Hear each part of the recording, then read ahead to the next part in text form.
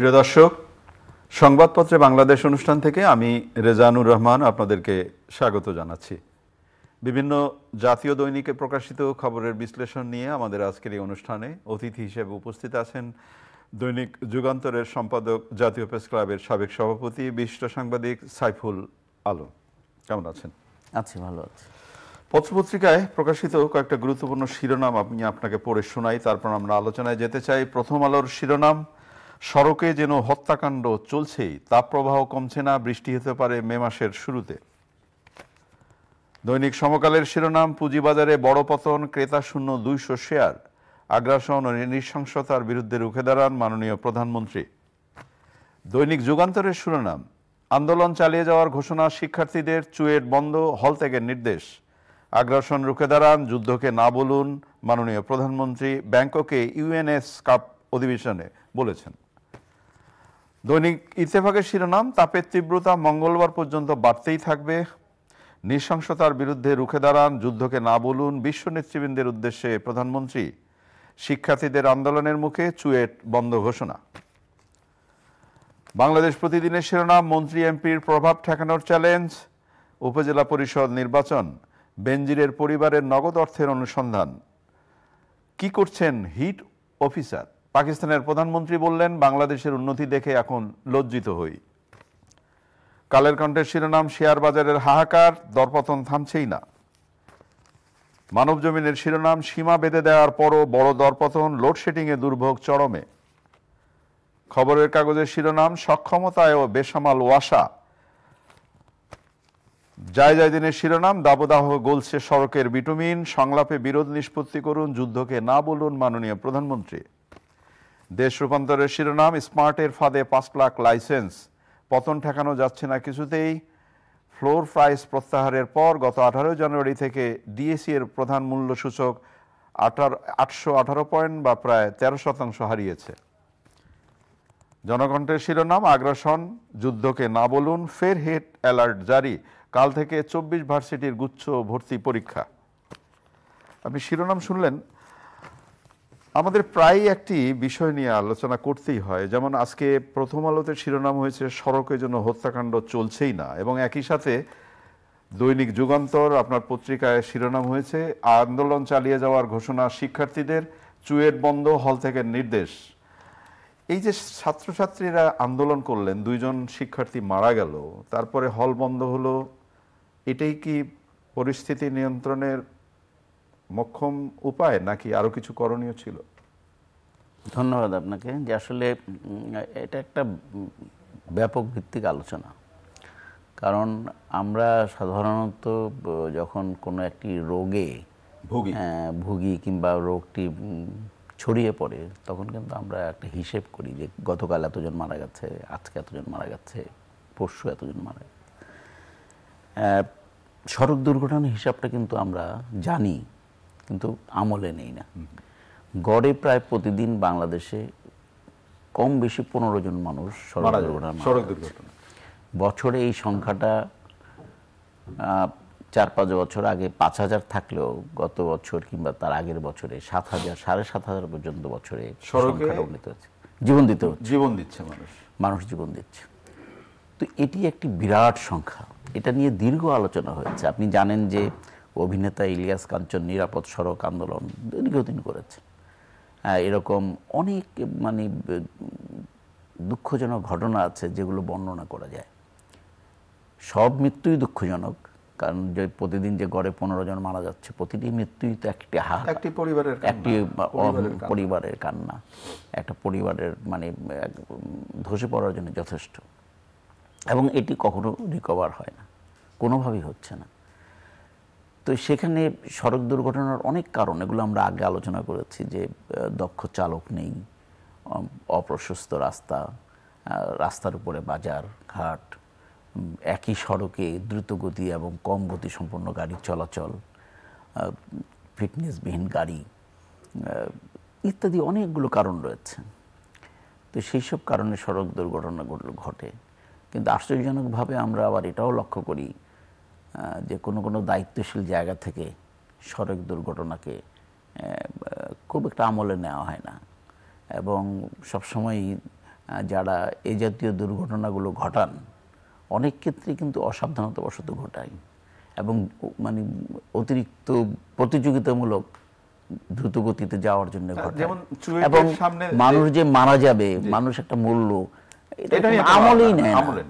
এবং এটাকে দায়িত্বশীল অনেক জায়গা থেকে সমর্থন করে বক্তব্য দেওয়া হয় যে আপনি চালকদের ট্রেনিং লাগবে, এই কথাটা যখন আপনি বলবেন, চালকদের মিনিমাম একটা শিক্ষাগত যোগ্যতা লাগবে, বিশ্রাম লাগবে, তাদের সুযোগ সুবিধা লাগবে, বেতনটা ঠিকমতো লাগবে, আপনার একটা ড্রাইভিং লাইসেন্স না হলে গাড়ি চালাবে না, হেল্পার গাড়ি চালাবে না। এইসব কথাবার্তা যখন আপনি বলবেন তখন দেখা গেল যে তাদের পক্ষ নিয়ে 2-4 জন আছে যারা কথাবার্তা বলে, এবং এ নিয়েও কিন্তু অনেক বিতর্ক বাংলাদেশে আছে। গত 9 দিনে দেখেন যে একটি মানে 3টি বড় ধরনের দুর্ঘটনা বাংলাদেশে ঘটেছে। আপনি ফরিদপুরে 15 জন, 14 আর 9, রাঙ্গামাটিতে 9, তো সব মিলে 3 দিনে কতজন না 35 জনের উপরে মারা গেছে। তো এটা তো একটা ধাক্কা দেওয়া অনেক বড়। ঠিক এরকম একটি সময়ে আপনি দেখেন যে চুয়েটের যে ঘটনাটা ঘটলো, 2 জন মেধাবী শিক্ষার্থীকে জীবন দিতে হলো, বেশ কয়েকজন আহত হয়েছে। এবং চট্টগ্রাম কাপ্তাই এই সড়কে এর আগেও কিন্তু ঘটনা ঘটেছে, এবং তখনও কিন্তু ছাত্ররা সতর্ক করেছে। এবং চুয়েট বিশ্ববিদ্যালয়ের এই ঘটনাটাকে নিয়ে পরিস্থিতি উত্তপ্ত হয়েছে। প্রায় 5 দিন কিন্তু সেখানে শিক্ষা কার্যক্রম ব্যাহত হয়েছে, তালা ঝুলিয়ে দেওয়া হয়েছে, শিক্ষকদের অবরুদ্ধ করা হয়েছে, উপাচার্যকে অপদস্থ করা হয়েছে। এটা হলো একটা দিক। এখন যাদের মৃত্যু হচ্ছে তাদের সহপাঠীরা সংক্ষুব্ধ হবে, এটাই স্বাভাবিক। কিন্তু সেই মাত্রাটাও কিন্তু আমাদের একটা খেয়াল রাখা দরকার। সেটা হলো যে 2টো প্রাণ গেল, এই 2টো প্রাণ ফিরে আসবে না। মেধাবী ছাত্রদের শিক্ষা যারা মানে সহকর্মী শিক্ষার্থী, তাদের কিন্তু খারাপ লাগবেই, ছাত্রছাত্রীদের, সারা দেশের ছাত্রছাত্রীদেরই খারাপ লাগবে। কিন্তু তারপরে যে ঘটনাগুলো ঘটেছে সেটাও কিন্তু আবার আমরা মানে আপনি যেটা প্রতিক্রিয়ার কথা বলছেন, প্রতিক্রিয়া দেখাতে গিয়ে বাস পুড়িয়ে দেওয়া, সড়ক বন্ধ করে দেওয়া, এবং সেখানে সড়ক বন্ধ করে দিলে ধরেন প্রায় 20 কিলোমিটার আপনার যানজটের সৃষ্টি হয়েছে। যারা সেই যানজটে পড়েছে সেখানে শিশু ছিল, সেখানে মহিলা ছিল, সেখানে বৃদ্ধ ছিল, অসুস্থ রোগী ছিল, অ্যাম্বুলেন্স ছিল, তাদের কি হবে? তাদের কি দোষ ছিল? এটাও কিন্তু আমরা যারা সড়ক দুর্ঘটনার বিরুদ্ধে অবস্থান গ্রহণ করি তাদের কিন্তু আমাদের এটাই ভাবতে হবে যে সম্পদ পুড়িয়ে দিয়ে সমস্যার সমাধান হবে না। ভাবতে হবে যে আমাদের সাধারণ মানুষকে জিম্মি করে আমার সমস্যার সমাধান হবে না। ভাবতে হবে যে আমি তালা লাগিয়ে দিলাম ভিসির অফিস, শুনছেন না? হ্যাঁ, যেটা হয়েছে যে আমার তো মনে হয় যে এরা একটা দাবি দিয়েছে, এদের মানে ক্ষুব্ধ প্রতিক্রিয়া ব্যক্ত করেছে, 10 দফা দিয়েছিল। তো এটি মানতে গিয়ে কালকে কিন্তু রাতে 12টায় সর্বশেষ যেটি হয়েছে, রাতে 12টায় একটা সমঝোতা হয়েছে। সমঝোতার ভিত্তিতে ছাত্রছাত্রীরা তাদের আন্দোলন স্থগিত করেছে, এটা ভালো লক্ষণ। কিন্তু এই 5 দিন যে ক্ষতিটা হয়ে গেল, শিক্ষার কার্যক্রম ব্যাহত হলো, আগুন দিয়ে সম্পদ পোড়ানো হলো, হাজার হাজার মানুষের রাস্তায় ভোগান্তি হলো, এর দায়টা কে নেবে? এটা তো আর পূরণ হবার কিছু নাই। এখানে হয়তো যে ছাত্রছাত্রীরা মারা গেছে তাদের ক্ষতিপূরণ হবে, যে বাস কোম্পানি এটা করেছে তাদের কাছ থেকে যথেষ্ট ক্ষতিপূরণ নেওয়ার আমানত, এবং এই বাস কোম্পানিটি কোনো কিছুর মধ্যে তাদেরকে নিয়ন্ত্রণের মধ্যে নেওয়া যাচ্ছে না। এই রুটে তারা চলাচল করে এবং তারা মনে করে যে পুরো সড়কটি তাদের। এই যে মনোভাব, এই মনোভাবের সৃষ্টির পেছনে কারণ কি সেটাও জানা দরকার, এবং সেই গডফাদারকেও কিন্তু ধরা দরকার যে তার ক্ষমতার উৎসটা কোথায় কেয়ারই করবে না সে। সেই বিশ্ববিদ্যালয় এলাকা দিয়ে যখন তার বাদ যাবে, একটা নির্দেশ থাকা দরকার। দুটো পরিবহন মনে হয় চলাচল, দুটো পরিবহন। তো এখন 5 দিন পরে এসে আমরা একটা সমঝোতায় আসলাম ঠিকই, কিন্তু অনেকগুলো ক্ষতি হয়ে গেল। আমার বক্তব্যটা এই জায়গায় যে হ্যাঁ, আমাদের এমন একটি ব্যবস্থা গ্রহণ করা দরকার যে ব্যবস্থার মধ্য দিয়ে সাধারণ মানুষ জিম্মি হবে না, ধন সম্পদ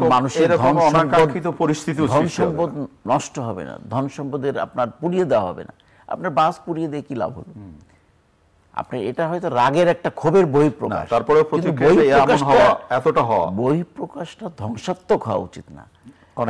তাই তো হলো, আপনি কালকে রাতে তো আলোচনা হলো, সেই আলোচনাটা তো ধ্বংসাত্মক আমি বলতে পারবো না, বরং আমি বলবো এটা ইতিবাচক। এবং ইতিবাচক আলোচনার পরে একটা সিদ্ধান্ত হলো যে না ঠিক আছে ধর্মঘট স্থগিত হবে, কর্তৃপক্ষ দাবি মেনে নেবে এই আশ্বাস দিয়েছে। তো দাবি আগেই মানলেই হতো, তাহলে তো এই শিক্ষা 5 দিনের পরীক্ষা পর্যন্ত বন্ধ হয়ে গেল। ঘোলা করে পানি খাওয়া আর কি। তো এই প্রতিটি ক্ষেত্রেই তাই হচ্ছে। এর আগে আপনার এই অনুষ্ঠানে কোনো একটি বিষয় বোধহয় কাদের আন্দোলন হচ্ছিল, আমরা কিন্তু এই আলোচনাটাই করেছিলাম এবং শেষে কিন্তু দেখা গেল যে আলোচনার মাধ্যমে মীমাংসা হয়ে গেছে। সেটা কেন আগে হলো? কেন আগে হলো? এটা শুরুতেই করা দরকার, শুরুতেই করা দরকার। অনেক ধন্যবাদ। হ্যাঁ, যতটুকু আমি ছাড় দিতে পারি দিয়ে একটা সমঝোতা যাওয়া দরকার। অনেক ধন্যবাদ আপনাকে। মাননীয় প্রধানমন্ত্রী বলেছেন আগ্রাসন রুখে দাঁড়ান, যুদ্ধকে না বলুন। মাননীয় প্রধানমন্ত্রী যে এই যে আহ্বান জানিয়েছেন, বিশ্ববাসী কতটুকু শুনবে বলে? এই আহ্বান শাশ্বত আহ্বান এবং চিরন্তন আহ্বান। মানুষ যুদ্ধ চায় না। সাধারণ মানুষ, পৃথিবীতে জনসংখ্যা যদি এখন প্রায় 800, 850, 900 কোটি মানুষ থাকে, কয়জন যুদ্ধ চায়? যুদ্ধ চায় কিছু সংখ্যক মানুষ, যারা পৃথিবী নিয়ন্ত্রণ করতে চায়, রাজনীতি নিয়ন্ত্রণ করতে চায়, অর্থনীতি নিয়ন্ত্রণ করতে চায়, যারা প্রচুর পরিমাণে যুদ্ধাস্ত্র তৈরি করে তারা। তো তারা এই যুদ্ধ যদি না থাকে, দেশে দেশের যদি যুদ্ধ লাগিয়ে না দেওয়া যায়, তাহলে অস্ত্র বিক্রি করবে কার কাছে? আপনি দেখেন বহু জায়গায় কোনো কারণ ছাড়াই এই জাতীয় যুদ্ধগুলো মানে সংগঠিত হচ্ছে এবং জিয়ে রাখা হচ্ছে। সেখানে যেখানে যুদ্ধ হচ্ছে না, সেখানে বিদ্রোহী গ্রুপ তৈরি করা হচ্ছে, সশস্ত্র গ্রুপ তৈরি করা হচ্ছে এবং তাদের কাছে অস্ত্র বিক্রি করা হচ্ছে। তো এরা একটা মাফিয়া, এরা ডন, এরা সারা পৃথিবীতে নিয়ন্ত্রণ। এই টাকার কোনো মানে হিসেব নাই, এই টাকার অগন্তি টাকা, সীমাহীন। তো এই টাকা উপার্জনের জন্যে যা কিছু করা তা করে এবং বড় বড় রাষ্ট্রের নির্বাচনে এরা সহায়তা করে, পার্টির ফান্ডে টাকা দেয় এবং এই টাকাগুলো তারা সেই সব নেতৃত্বের মাধ্যমে যুদ্ধ বাঁধিয়ে অশান্ত পৃথিবী তৈরি করে সেখানে সেই সব অস্ত্রগুলো বিক্রি করে। এখন যেই যুদ্ধের জন্য যে পরিমাণ টাকা, একটি ক্ষেপণাস্ত্রের জন্য, একটি বিমানের জন্য, একটা ফাইটারের জন্য, একটা সাবমেরিনের জন্য যে পরিমাণ টাকা ব্যয় হয়, এই টাকা যদি আপনি মানুষের স্বাস্থ্যের জন্য ব্যয় করেন, মানুষের শিক্ষার জন্য ব্যয় করেন, মানুষের ক্ষুধা নিবারণের জন্য ব্যয় করেন, তাহলে তো পৃথিবী আর অনেক সুন্দর হতে পারে, অনেক সুন্দর হতে পারে। মানুষের জন্য মানুষ, এই স্লোগান না দিয়ে এখন যুদ্ধ বা আমরা একটা পৃথিবী তৈরি করছি, পৃথিবীর জায়গায় জায়গায় আমরা অশান্তি সৃষ্টি করে রাখছি। আপনি দেখেন জাতিসংঘের শান্তিরক্ষী বাহিনী দীর্ঘদিন ধরে কাজ করছে, কোথাও কোথাও কিছু কিছু শান্তি হয়তো প্রতিষ্ঠা হচ্ছে, কিন্তু এর শেষ তো হচ্ছে না।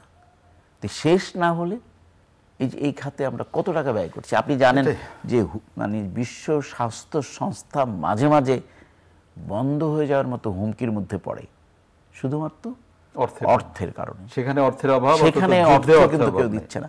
আজকে বিশ্ব জীববৈচিত্র্য যেভাবে পরিবর্তন হচ্ছে, যেভাবে আমরা ক্ষতিগ্রস্ত হচ্ছি, অনুন্নত দেশগুলো মানে স্বল্পোন্নত দেশগুলো উন্নত দেশগুলোর কারণে, কই সেই ক্ষতিপূরণের টাকা তো আপনি দিচ্ছেন।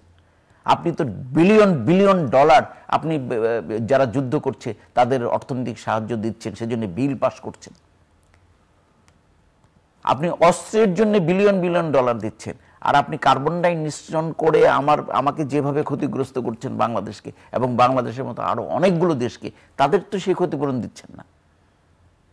আপনি যুদ্ধকে উস্কে দিচ্ছেন, যুদ্ধ লাগিয়ে রাখছেন। এই বেনিফিটটা কার? না, ওই যে অর্থ বিক্রি হবে, ওই জন্যই যুদ্ধ উস্কে দিচ্ছে। এটা তো মানুষ বুঝে। মানুষ আজকের পৃথিবীতে মানুষ যেটা জানে না তা কিন্তু নয়। আজকে মানুষ জানে যে কি জন্য কোথায় কি হচ্ছে। মানুষের কাছে হ্যাঁ, মানুষ এগুলো প্রতিরোধ করতে পারে না, সেই শক্তি মানুষের মধ্যে এখনো গড়ে উঠে নাই। হয়তো একদিন গড়ে উঠবে, নিশ্চয়ই একদিন হয়তো গড়ে উঠবে, দেখা যাবে। আজকে আপনি দেখেন মধ্যপ্রাচ্যে যা ঘটছে, দিনের পর দিন যা ঘটছে, প্রতিদিন নৃশংসভাবে যেভাবে নারী, পুরুষ, গর্ভবতী মহিলা মারা যাচ্ছে, শহরের পর শহর, বাড়িঘর যেভাবে আপনি টেলিভিশনে দেখেন, এই যে বাড়িঘর যেভাবে বম্বিং করে আপনি নষ্ট করে ফেলছে, ভেঙে ফেলছে, গুড়িয়ে দেওয়া হচ্ছে একটা শহর, কই পৃথিবীর মানুষের মায়া কান্না তো সেখানে আসছে না। সেই সব মানুষের আর আমরা যারা এইগুলো নিয়ে বলি, তাদের আসলে তো করার কিছু নাই। অনেক ধন্যবাদ। তাপ প্রবাহ কমছে না, বৃষ্টি হতে পারে মে মাসের শুরুতে, হিট অ্যালার্ট জারি করা হলো এবং তার মধ্যে আবার স্কুলও খুলে দেওয়া হলো। কি মনে হয় আপনার কাছে? শিক্ষা মন্ত্রণালয়ের এইসব সিদ্ধান্ত আমার অনেকগুলো সিদ্ধান্তই আমার খুব এলোমেলো হজবরল অবস্থার মধ্যে মনে হয়। এখন ওই দিন শুনলাম যে বার্ষিক পরীক্ষা না কি একটা পরীক্ষা 5 5 ঘন্টা ঘন্টা ধরে হবে। কত যে পরীক্ষা নিরীক্ষা করবে এটা আমার জানা দরকার, যে গত 50 বছরে শিক্ষা ব্যবস্থা নিয়ে, পরীক্ষা পদ্ধতি নিয়ে, পাঠক্রম নিয়ে আমরা কত রকম পরীক্ষা নিরীক্ষা 5 করেছি। ঘন্টা ধরে পরীক্ষা, একবার বলা হলো শর্ট কোশ্চেন, একবার বলো অবজেক্টিভ টাইপ প্রশ্ন, একবার বলা হলো গুচ্ছ পরীক্ষা, একবার বলো কেন? তাহলে যেগুলো যারা এগুলো করছেন তারা কি ভেবেচিন্তে করছেন না, নাকি এগুলি পরীক্ষা নিরীক্ষা চলতেই থাকবে? আরো 50 বছর আমরা পরীক্ষা নিরীক্ষা করবো? গিনিপিগ না? একটা জাতি 100 বছর ধরে পরীক্ষা নিরীক্ষা করবে? তাহলে পরীক্ষা নিরীক্ষা করার ক্ষেত্রে আমরা তো করেছি, করে যেই জায়গাগুলো আমাদের ব্যর্থতা এবং মনে হয়েছে যে এগুলো কার্যকর নয়, সেই সব নির্দেশগুলো যারা দিয়েছেন তাদের 164 করা দরকার, যে আপনারা এগুলো কি জন্য দিয়েছেন, এই ভুল সিদ্ধান্তগুলো আপনারা কেন শিক্ষার্থীদের উপর চাপিয়ে দিয়েছেন, শিক্ষা ব্যবস্থার উপর। অনেক ধন্যবাদ আপনাকে। প্রিয় দর্শক, আমরা যে বিষয়গুলো নিয়ে কথা বললাম আপনারা শুনলেন। হিট অ্যালার্ট জারি করার পরও শিক্ষা প্রতিষ্ঠান খুলে দেওয়ার সিদ্ধান্ত হলো, এটা কতটুকু সন্তোষজনক হলো বা কতটুকু ভালো সিদ্ধান্ত হলো এটা বোধ করি আমাদের ভেবে দেখা দরকার। সবার আগে কোমলমতি শিক্ষার্থীদের স্বাস্থ্যের ব্যাপারটিও বোধ করি আমাদের একটু নজরে রাখতে হবে। ভালো থাকবেন, আগামীকাল নিশ্চয়ই এই সময় আবার কথা হবে। খোদা হাফেজ।